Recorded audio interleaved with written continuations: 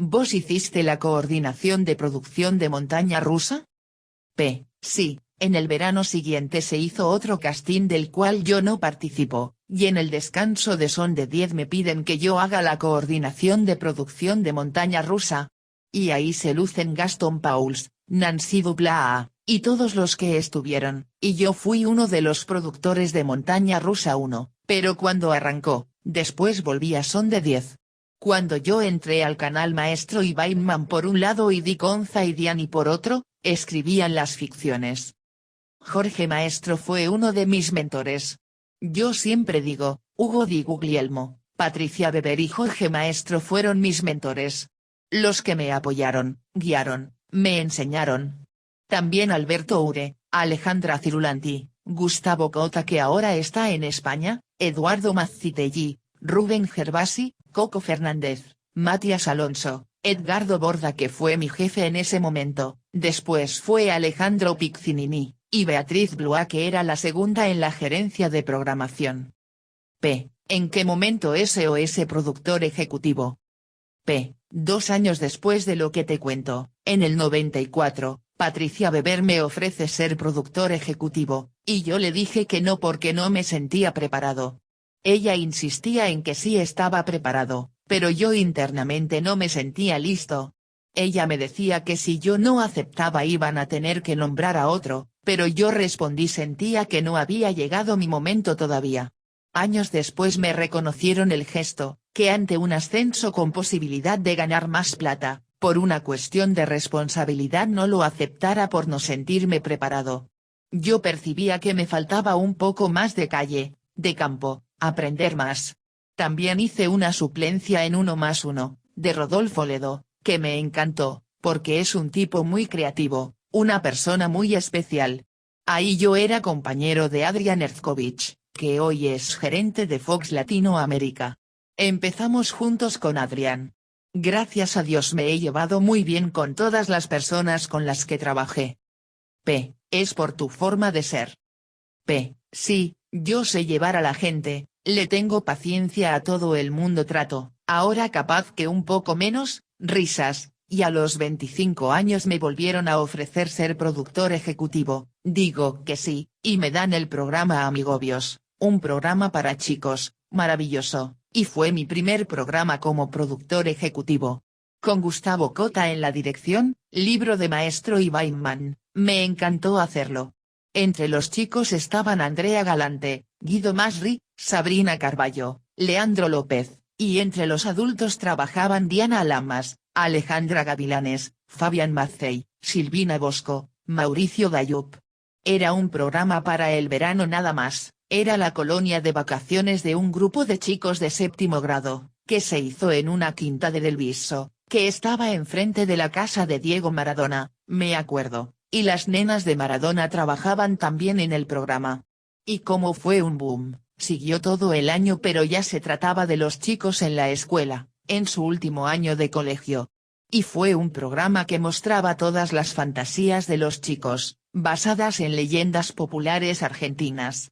Un muy buen programa, que ganó premios, y bueno, después llegó Chiquititas por Telefe, medio que lo hizo tambalear. Y el canal no siguió porque les convenía más apostar a Montaña Rusa desde el punto de vista de los anunciantes, porque el target sumaba chicos y adolescentes. Después en 1996 hice Como Pan Caliente, la primera temporada, con Mirta Busnelli, María Valenzuela y Marita Ballesteros, con una panadería y una peluquería, 3 amigas cuarentonas, sus vidas, un éxito todos los mediodías, un programa muy divertido. P. ¿Participabas en el nacimiento de una idea? P. No. En aquella época el canal con los autores tenían la idea de un programa, y llamaban a los productores que ya tenían contratados para que los desarrollen. Pero no eran programas que los productores creaban para el canal, sino que el canal y un grupo de autores elaboraban la idea y luego por encargo el productor se ocupaba. Podía proponer un nombre o tal vez la gerencia ya le decía quiénes iban a ser los protagonistas, y uno hacía más que todo, logística. Luego de un tiempo, Como Pan Caliente lo siguió produciendo Daniel Dieter, mientras yo estuve en Hola Papi, el programa de Carlos Calvo, la comedia que él hizo antes del accidente. P. Vos fuiste siempre un productor de elaborar mucho las cosas. P. A mí todos, productores, directores, actores, me decían que yo era un tipo que no tenía conciencia del cargo. Como me gustaba mucho lo que hacía, y más allá de que ya me sentía un bicho de la tele, siempre fui una persona de mucha conciencia de lo que es el espectáculo, y muy ordenada, muy obsesiva, muy orgullosa de que todo esté perfecto, de cumplir con todo el mundo, de asistir a todo el mundo, de tener una capacidad de trabajo grande. Por otro lado, no competía con nadie, y no me preocupaba, pese a mi cargo, meterme a buscar un bolo, decirle al autor que debía hacer un cambio en el libro, o ir a edición y pasar una música. Yo lo hacía desde un lugar genuinamente normal, eso era producir, era hacer, y también me gustaba proponer ideas a mis superiores, las aceptaran o no. Una idea que me aceptaron fue agregar a Como Pan Caliente pequeñas escenas de musicales, que representaban las fantasías de ellas.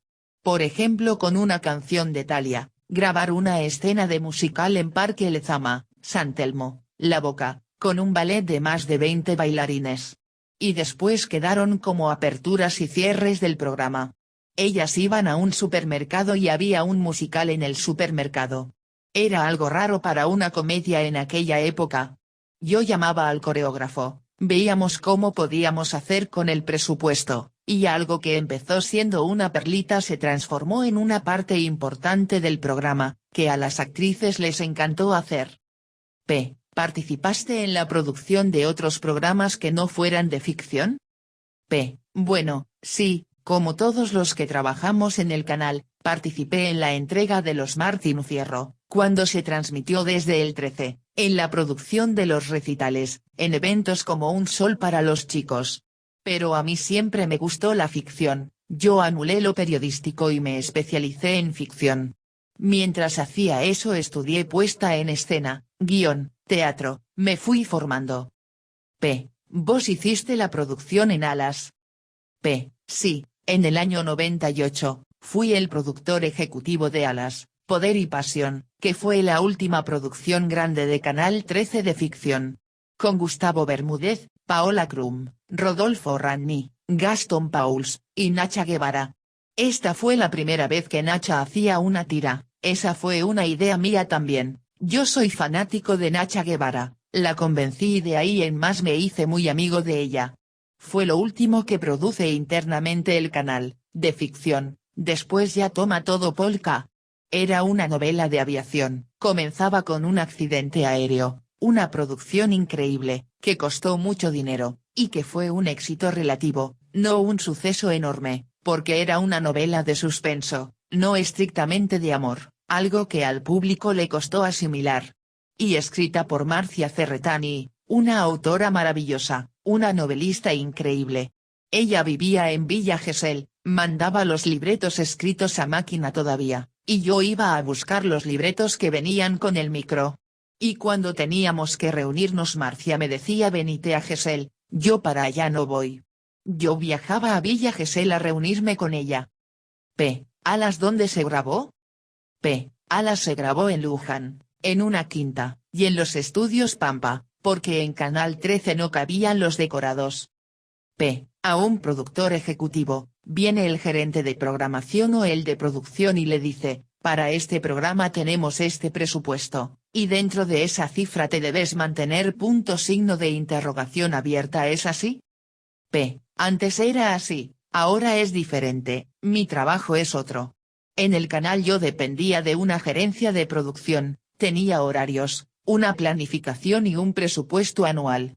A mí me decían hay que hacer esta novela que sale tanto, ya están designados estos protagonistas, o a veces no, y yo manejaba el resto de presupuesto que quedaba.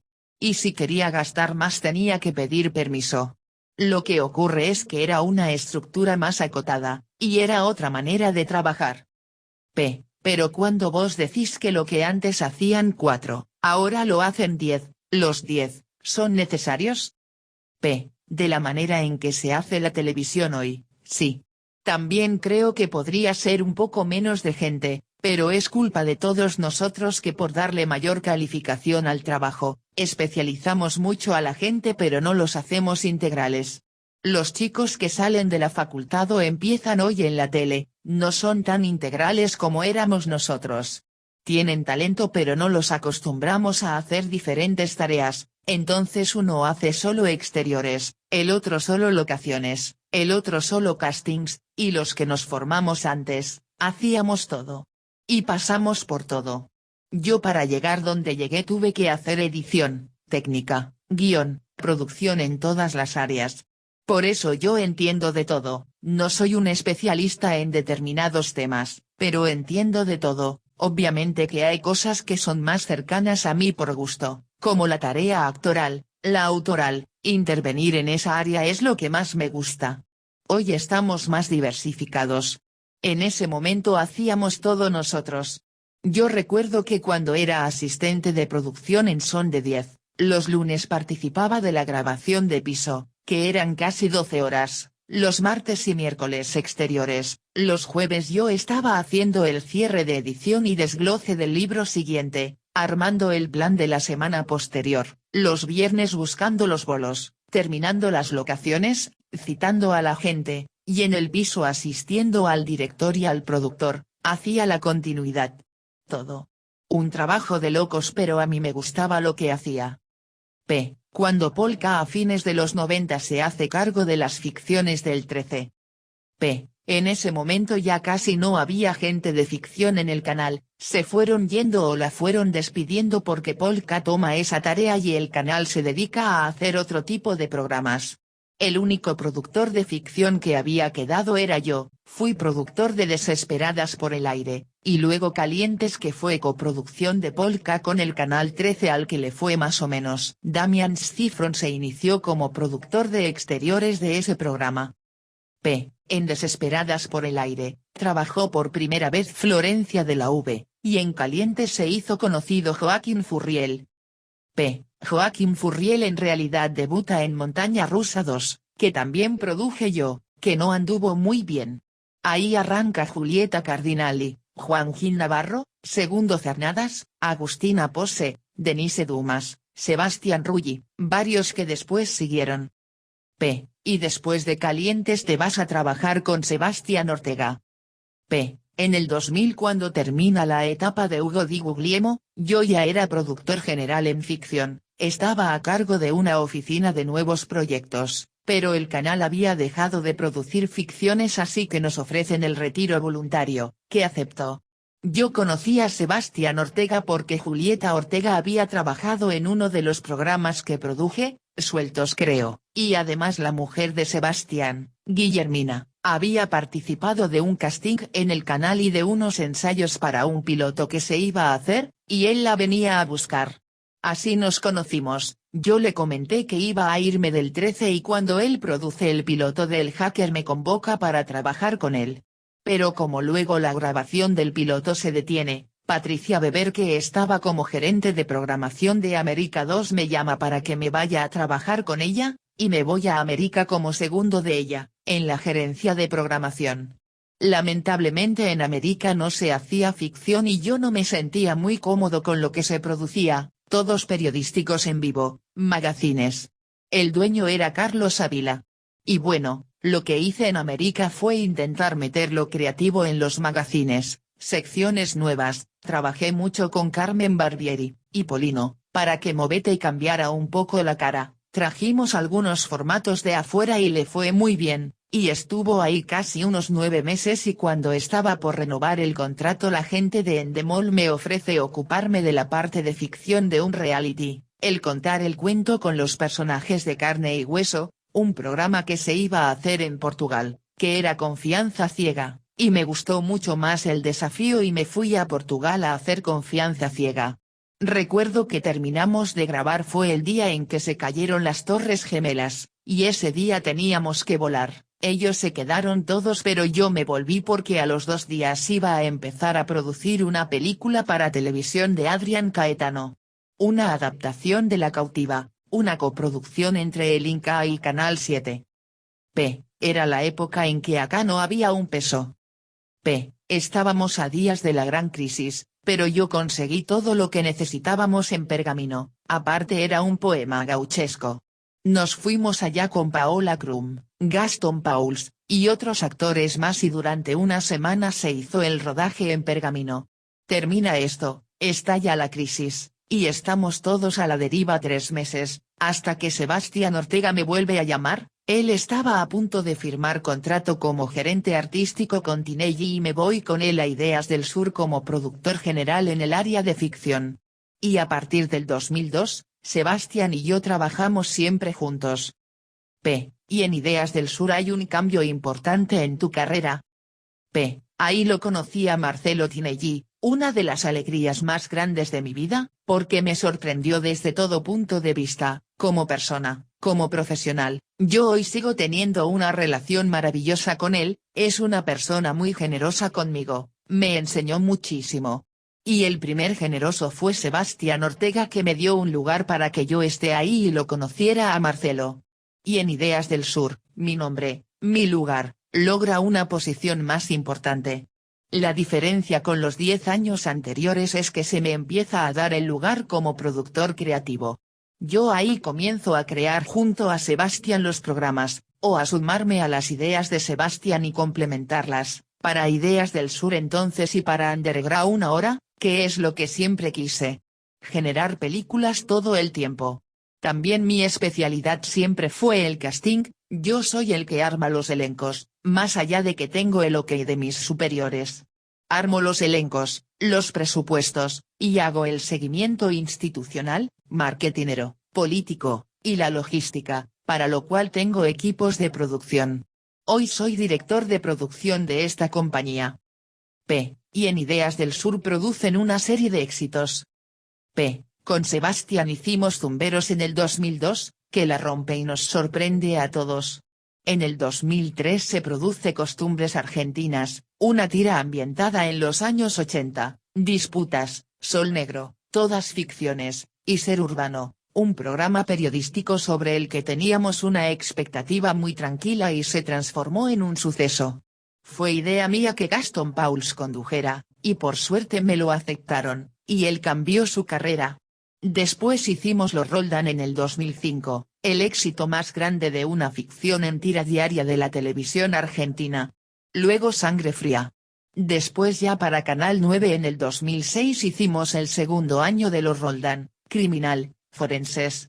En total unos 12 programas en 4 años, de los cuales 10 fueron exitosos.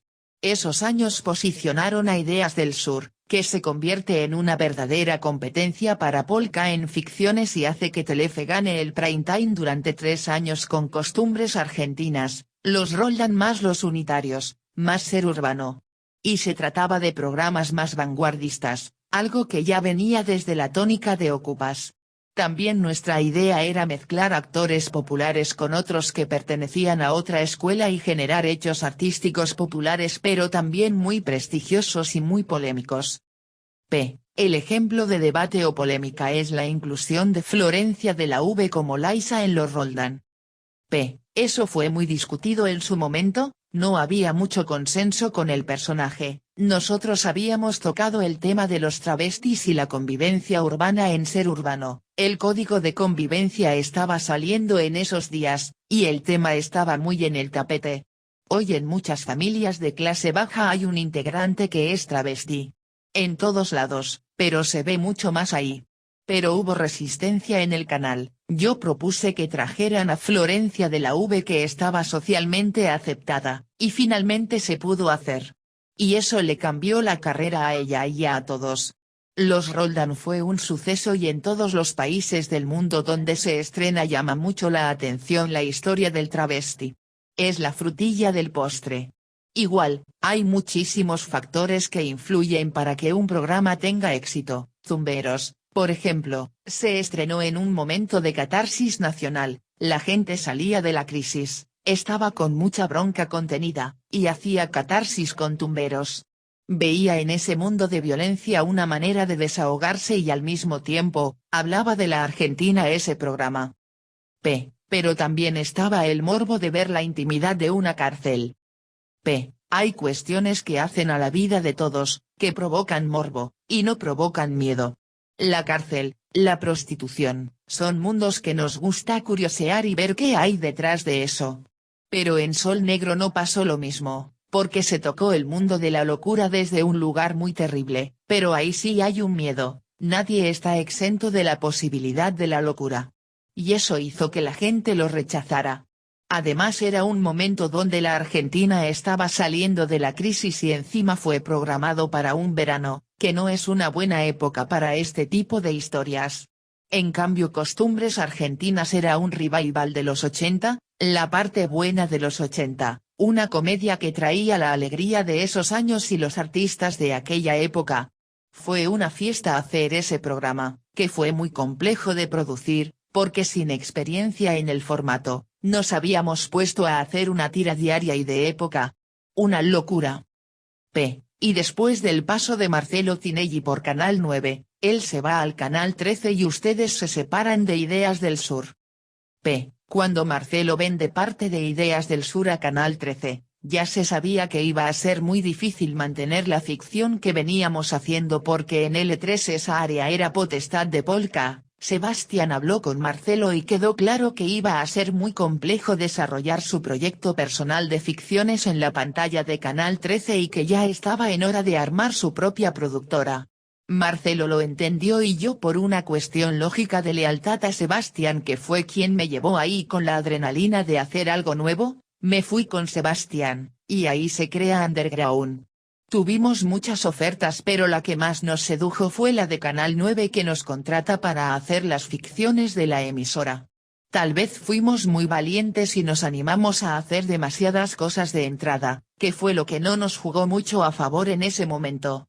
Daniel Haddad me ofrece un puesto en el canal pero yo le digo que sigo como socio creativo de Sebastián, e hicimos 3 ficciones para ese canal que fueron Amo de Casa, Gladiadores de Pompeya y El Tiempo No Para, con disímiles resultados. Amo de Casa anduvo muy bien, una comedia familiar de media hora con Calvo y Andrea Bonelli. El Tiempo No Para fue un éxito artístico, que puso el tema de la homosexualidad en el tapete sin tapujos, y Gladiadores de Pompeya fue un gran fracaso, el gran fracaso de nuestra carrera. Nosotros hemos hecho el éxito más grande y el fracaso más grande. Y el canal luego pasa a manos de Ángel González, que trae sus ficciones de afuera y ustedes ahí se independizan. Nosotros habíamos hecho el piloto de La Lola, que primero se llamaba Lola, era para un programa semanal con Nancy Dupla y Benjamín Vicuña.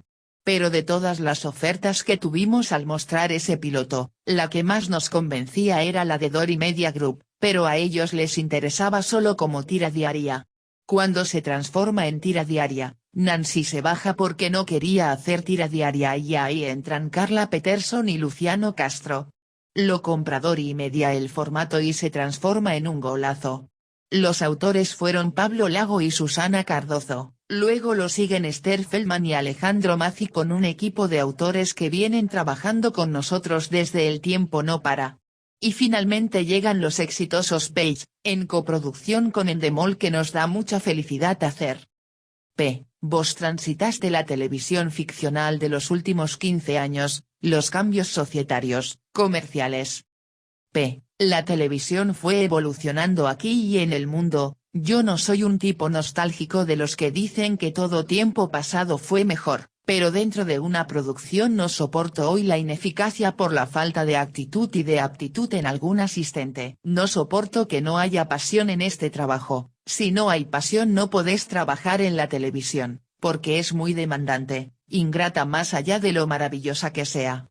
La televisión debe informar, debe educar de algún modo formando parte de la cultura popular, y ante todo debe entretener, ya que entra a la casa de todos sin pedir permiso, y acompañar, divertir y sacar a la gente de momentos tal vez malos. Por eso es un servicio social maravilloso. Y si cuesta lo mismo trabajar mal que trabajar bien, ¿por qué no trabajar bien? Ernesto Cune Molinero. Productor, docente.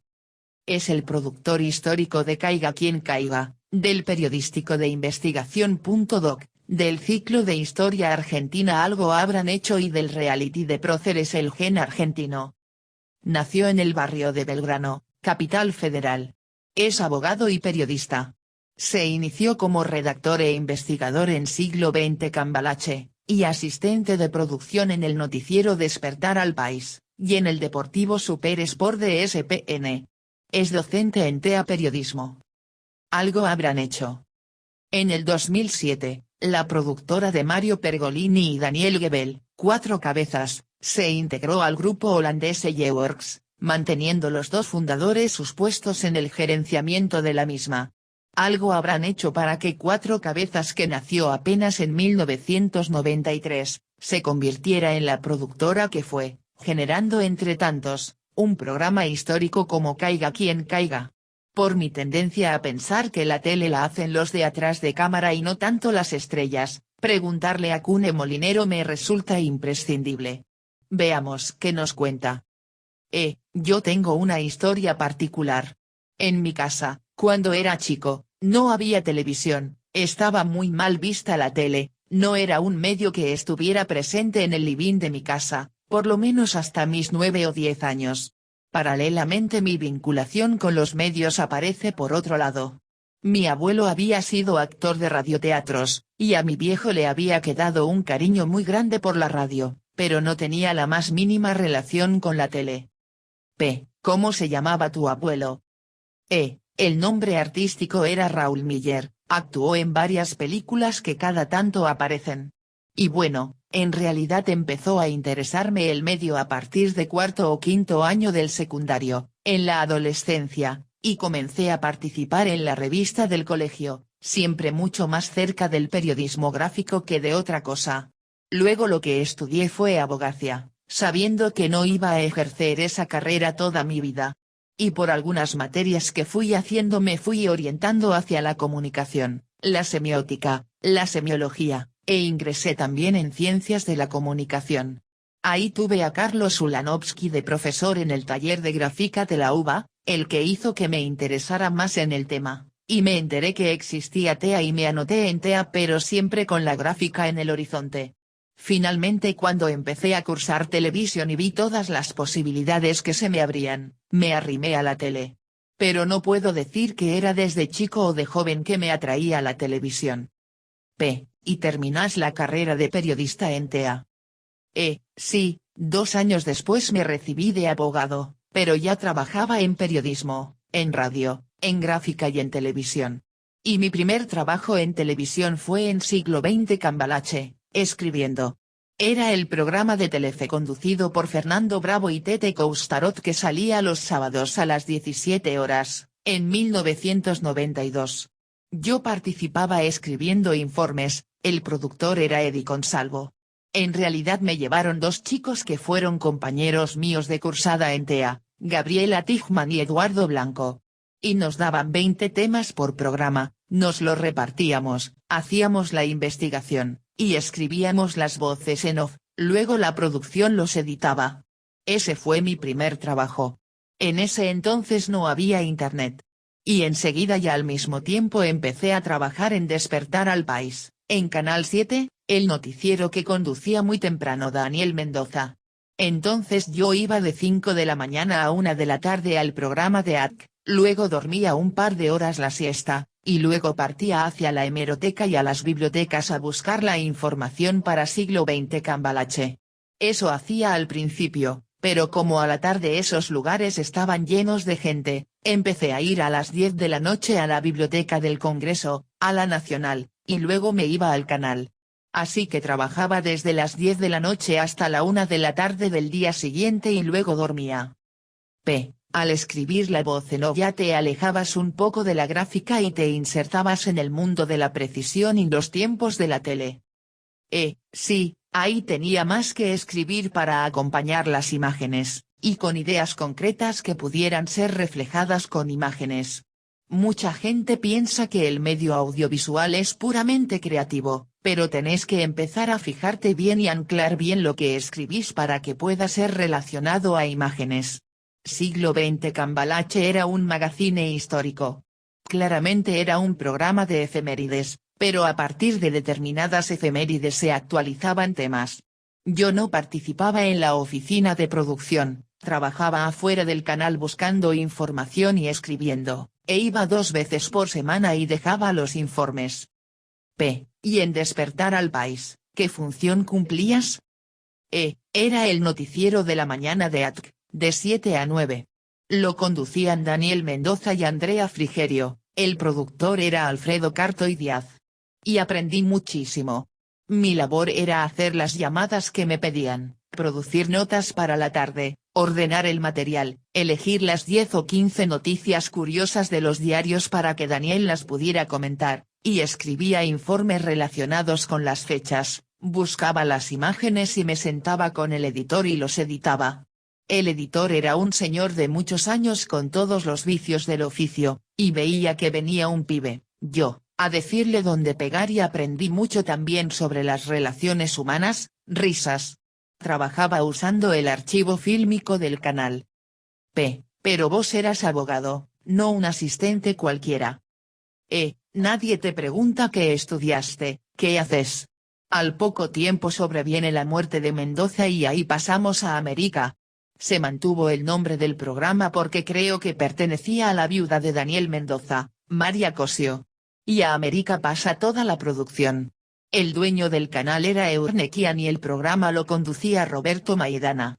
El productor seguía siendo Alfredo Cartoy Díaz, Leo Flores era su segundo, y creo que el gerente de noticias de América en ese momento era Eliseo Álvarez. Y ahí seguí haciendo el mismo trabajo, pero en un momento me pasaron a la madrugada para cubrir desde las 12 de la noche hasta la salida del programa al aire, y yo editaba todas las notas del día. Fue una escuela acelerada donde yo editaba informes y notas para el noticiero, y tenía 26 años. ¿Quién hacía el cantar el orden de las noticias, y la rutina? Eso lo hacía Alfredo.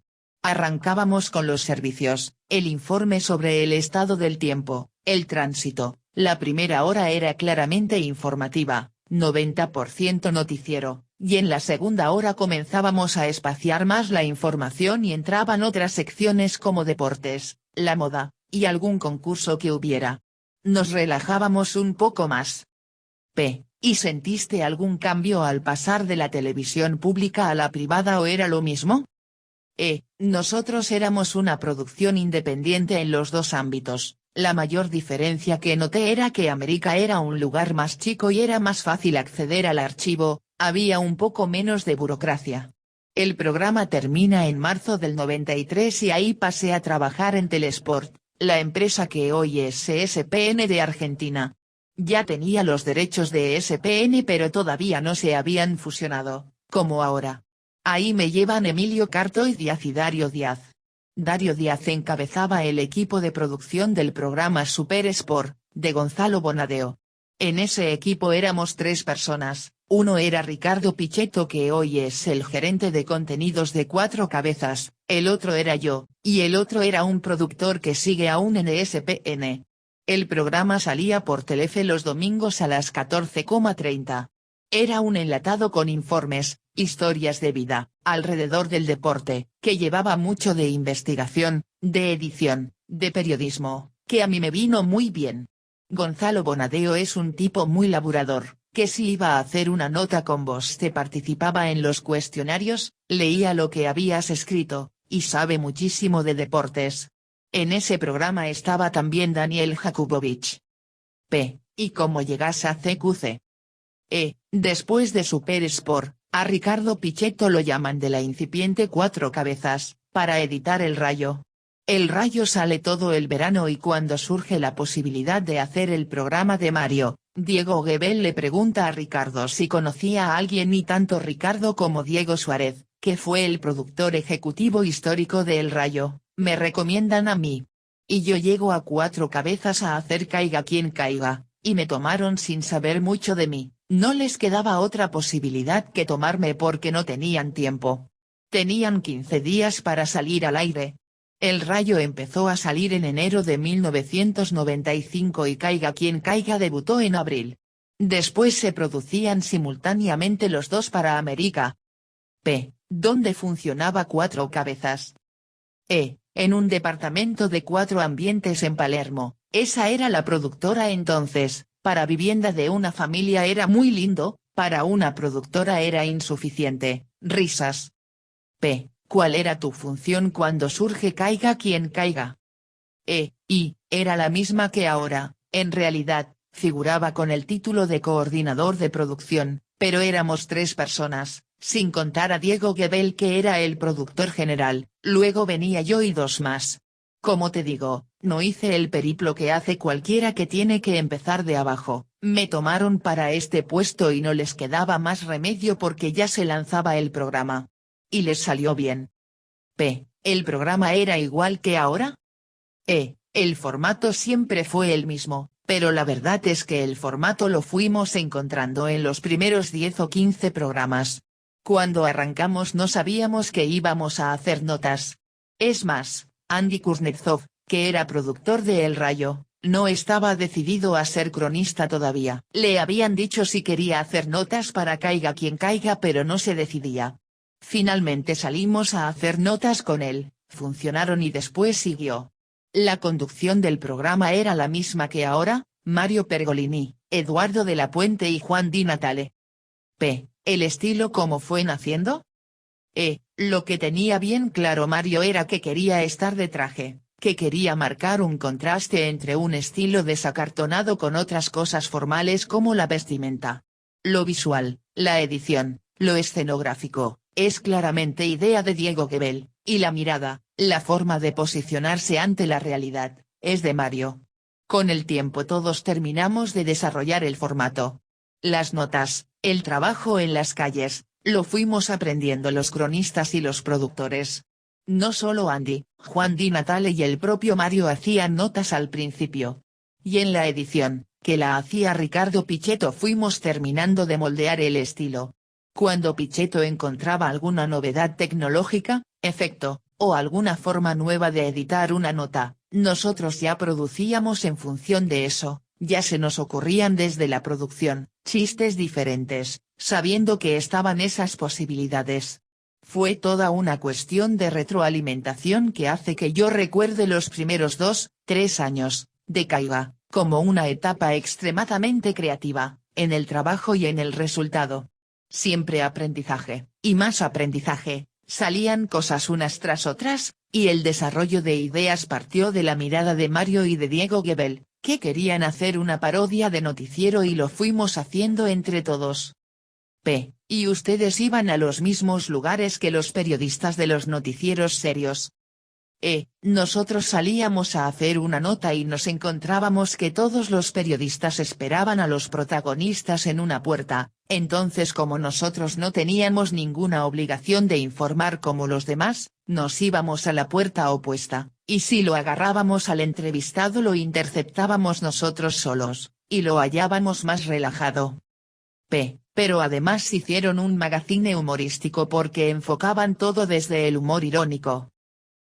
Las notas de Juan, las preguntas de Andy, eso sorprendía bastante y tuvimos muchísima colaboración del resto de los periodistas también, porque nos trataron bien, nos aceptaron como uno más, entonces si ellos preguntaban, nosotros teníamos derecho también a preguntar y nunca lo tomaron mal. Y aparte muchas veces los ayudábamos también porque si el personaje se escapaba y nosotros lo descubríamos y lo deteníamos, ellos también lo tenían. Y hoy somos, después de tantos años, un medio más y confraternizamos. Los mobileros nos aceptaron y nos ayudaron mucho.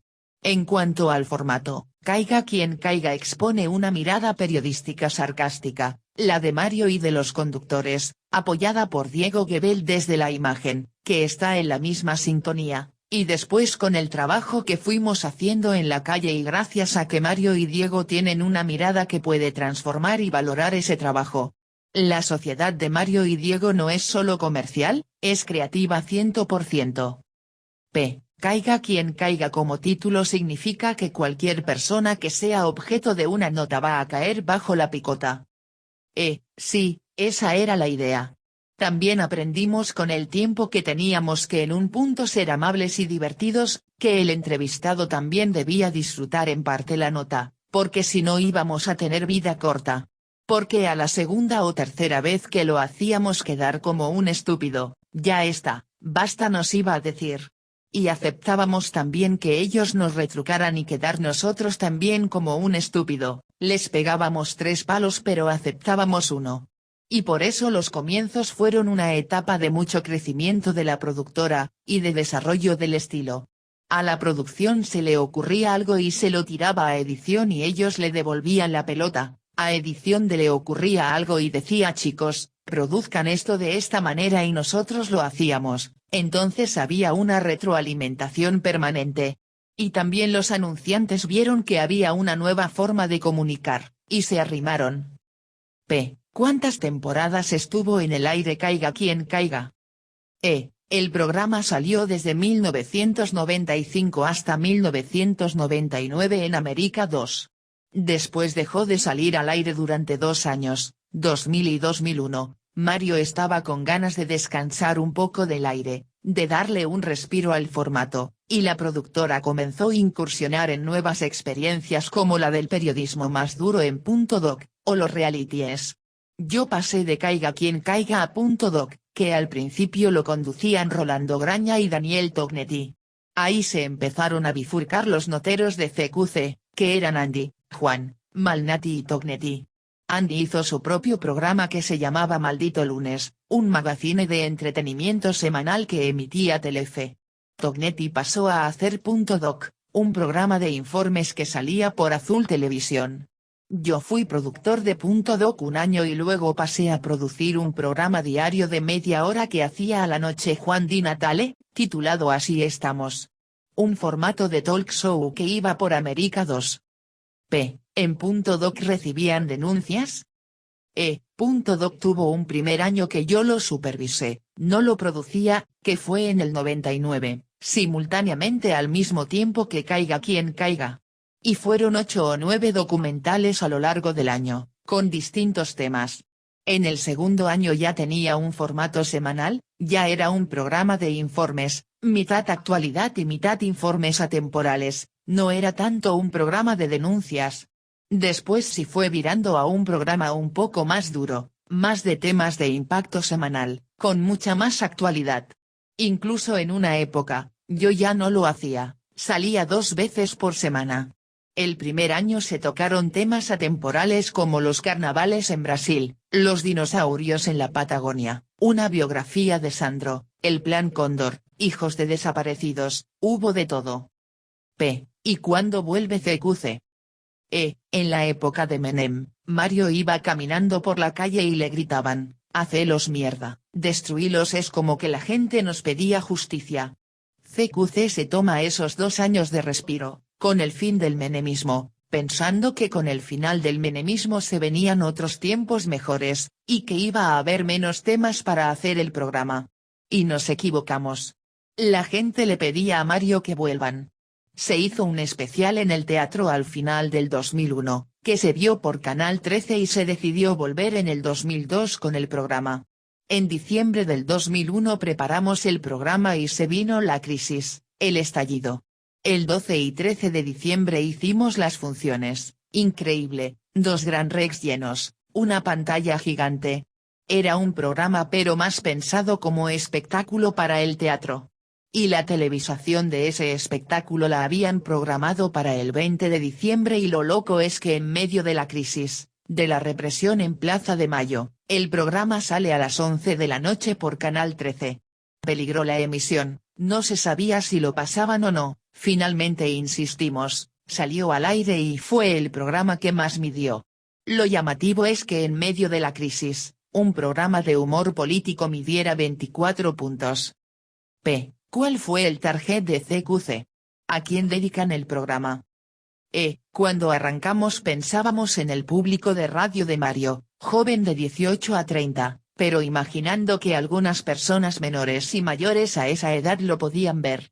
Pero el target rápidamente fue extendiéndose, a pesar de que América no es un canal masivo, y calculábamos entre 15 años y 45, y con el tiempo, con el paso a Canal 13 y a Telefe se amplió de 12 años a 50, y quizás más. Tiene una velocidad y una serie de cosas que a una persona de más de 60 le cuesta seguirlo porque representa mucho estímulo visual. Es un estilo que había comenzado con el Rayo y que nosotros igual lo bajamos mucho con el tiempo. Y más allá de la edición de las notas, la misma transmisión desde estudio tenía barridos de cámara sobre los conductores, algo que no sucede en los demás programas. Incluso en un estudio de televisión por cable he visto que ponían las cámaras y las dejaban habilitadas sin camarógrafo. Sí, y nosotros, por edades, calculamos un target que va de adolescentes hasta los 50 años. En cuanto a nivel socioeconómico y cultural, tratamos de abarcar lo más amplio posible. En todos los programas tenés guiños para distintas cosas. En una misma nota de política hay una pregunta que la comprende cualquiera y a lo mejor otra pregunta que debes saber qué sucedió en el país en los 70 para entenderla. Los mobileros antes de ir a una nota, ¿saben qué van a preguntar?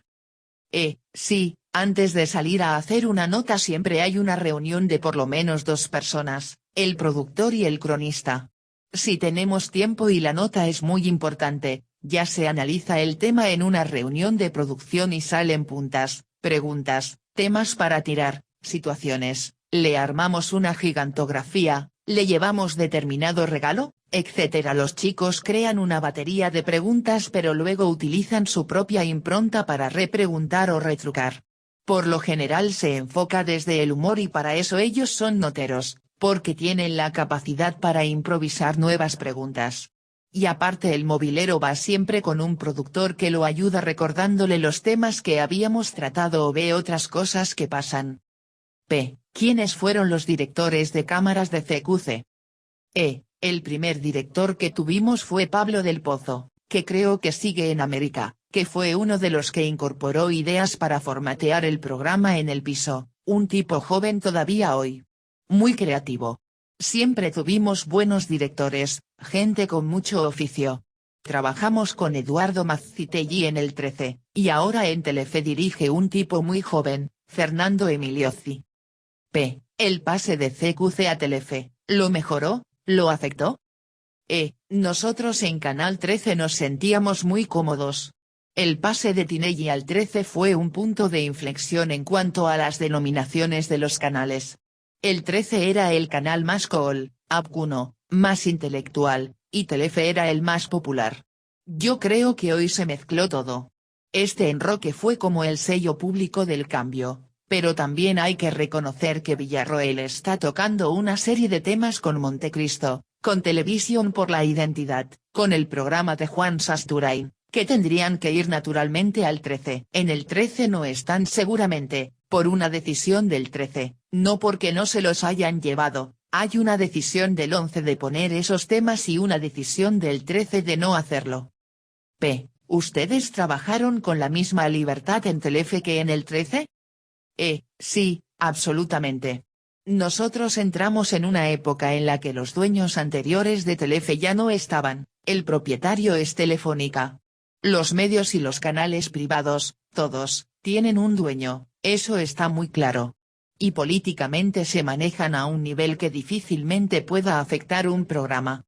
Están tan por arriba que lo que pueda pasar en un programa de televisión para ellos es menor.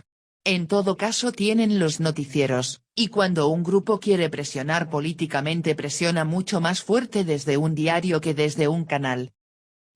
Pasando a otro programa, algo habrán hecho, me imagino que hay una decisión empresarial importante detrás, teniendo en cuenta que el público ve a los documentales como mensajes directivos o sea, se piensa, debo prestar atención y no me voy a divertir, por eso no los ven masivamente.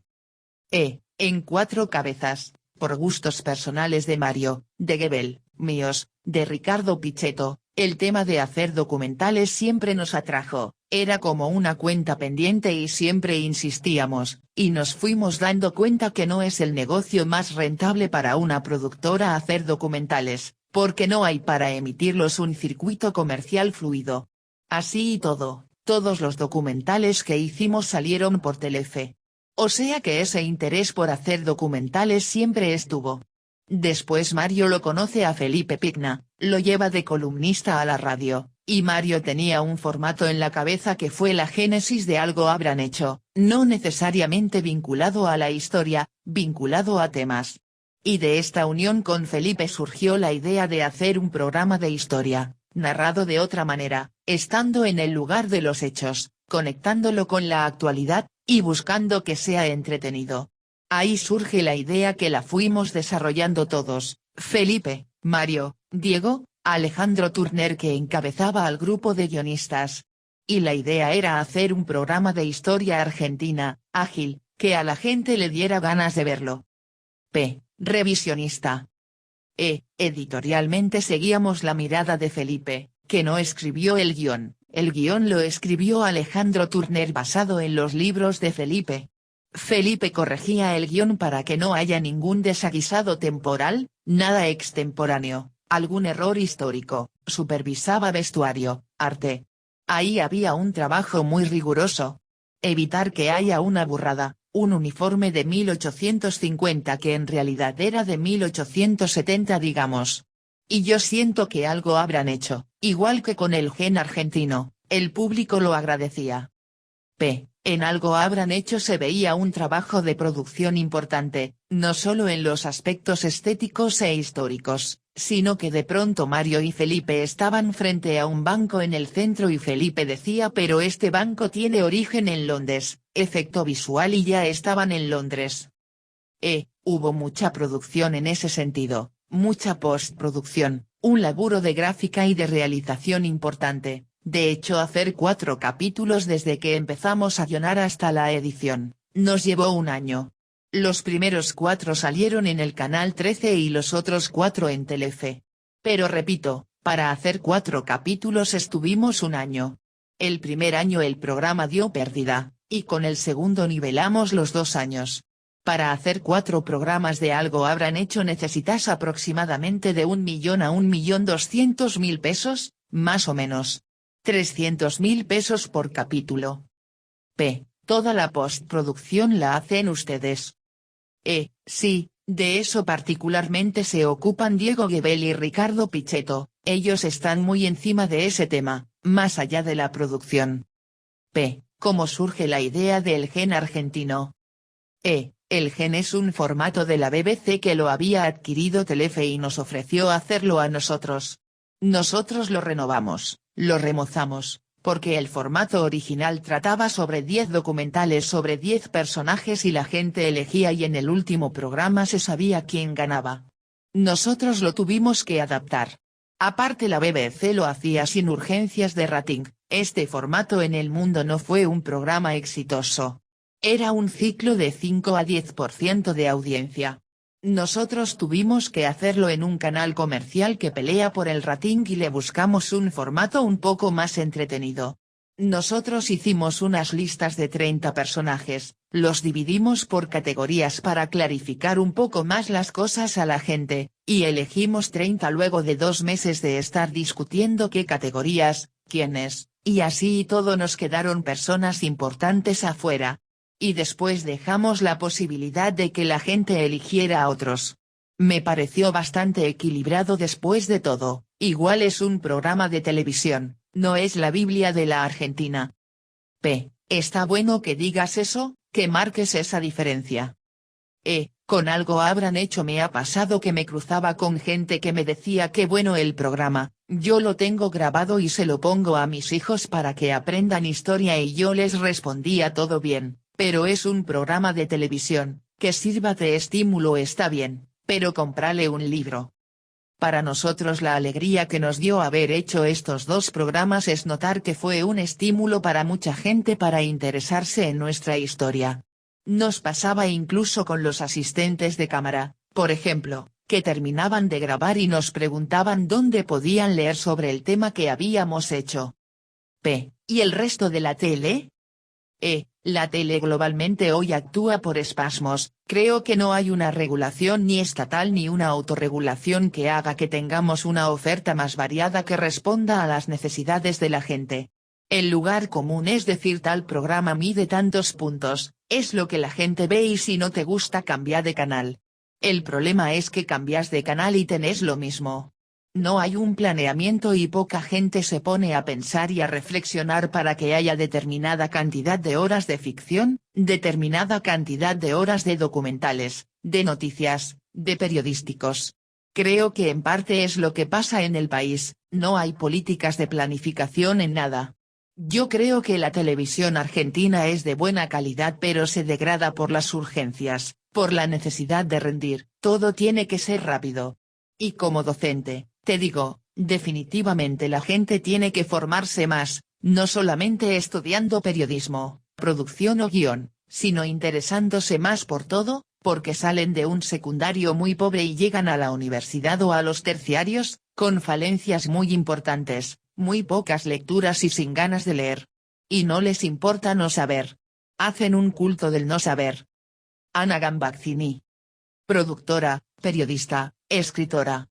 Es la productora de El lugar del medio, un programa de debate justamente sobre los medios de comunicación conducido por Aldana Duhalde, en Canal 7. Sus comienzos como productora se remontan a principios de la década del 90 con Semanario Científico, Cablevisión, luego Utilísima en Telefe, y Utilísima Satelital como señal de televisión por cable. Fue productora de Mi Bebé y de Hola Doctor durante 7 años. Es consultora en estrategias de comunicación empresaria. Una mujer multifacética. Conocí a Ana Gambaccini en el año 2006, cuando me invitaron al programa con Lía Salgado, en Canal 7, del cual ella era productora de contenidos. También había leído su libro Ahora me toca a mí, un libro de autoayuda por demás interesante y cómico. Y con relación a los medios conoce la teoría y la práctica, ha leído los cuestionamientos que escriben los filósofos de la comunicación y ha trabajado en los canales con Ropa de Vagina. ¿Qué mejor entrevistada podía hallar para hablar sobre la televisión argentina? Yo nací en Pompeya pero me crié en Caballito. De chiquita no me dejaban ver televisión. Era una de esas familias, la mía, donde la madre dice, la televisión es mala. Hice una primera carrera, el traductorado público de inglés, pero yo quería ser periodista, y cuando había terminado el traductorado se había abierto la carrera de comunicación social en la Universidad de Buenos Aires, y me anoté. Recién se estrenaba esa facultad, soy de la segunda camada. Y como ya me gustaba la comunicación empresaria, los medios, el periodismo, empecé a trabajar en una empresa de publicidad en el 89. La empresa me mandaba a los estudios de televisión a hacer prensa, y yo iba a ver cómo incorporaban los productos dentro de la artística de los programas, y comenzó a gustarme producción. Y apenas tuve una oportunidad empecé a producir. Primero desde afuera como productora independiente, en 1990, haciendo un programa que fue Semanario Científico, en Cablevisión,